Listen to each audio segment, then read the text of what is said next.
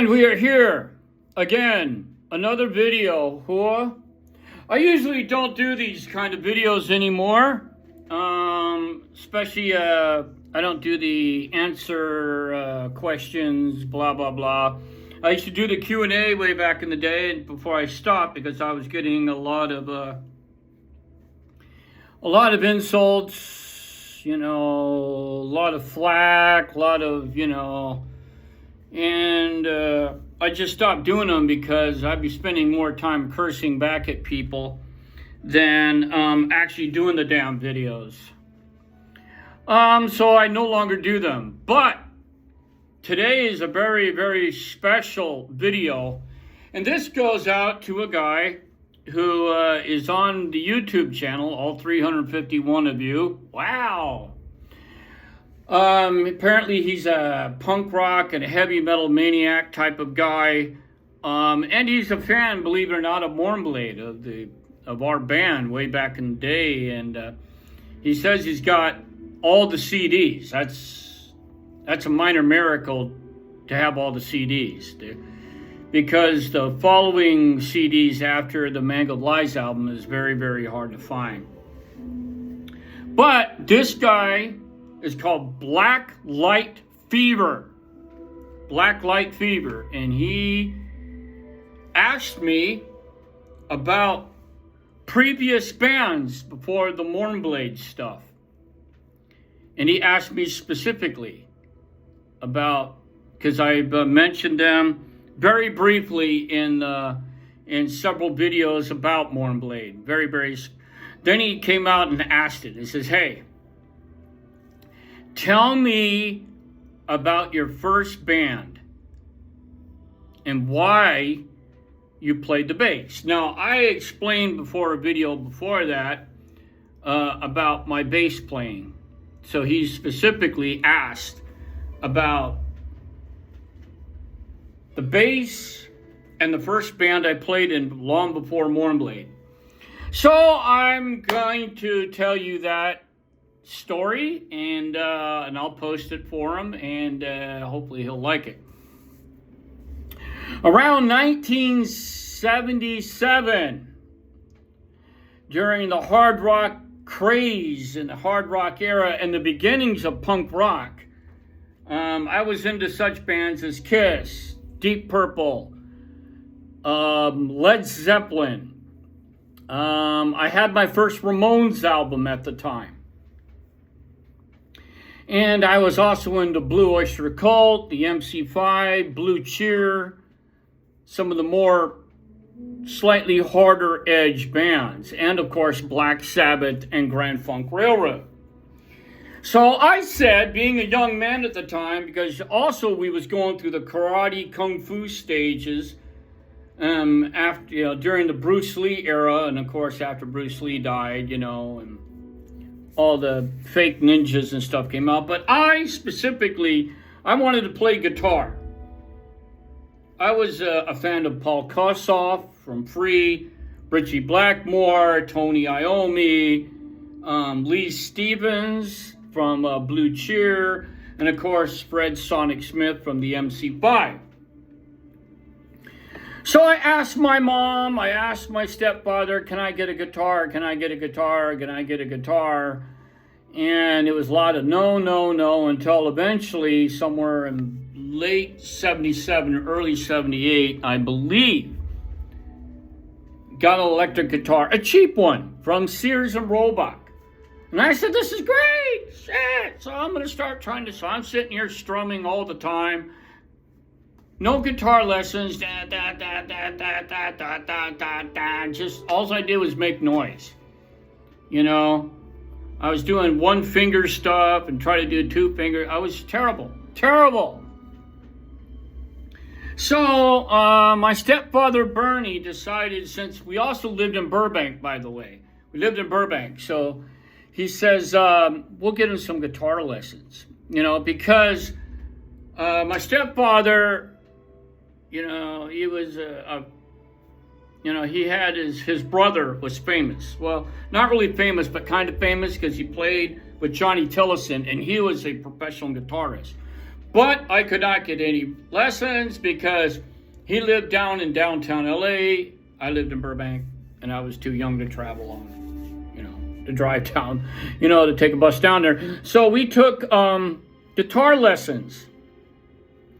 And my guitar teacher was the late, great Randy Rhoads.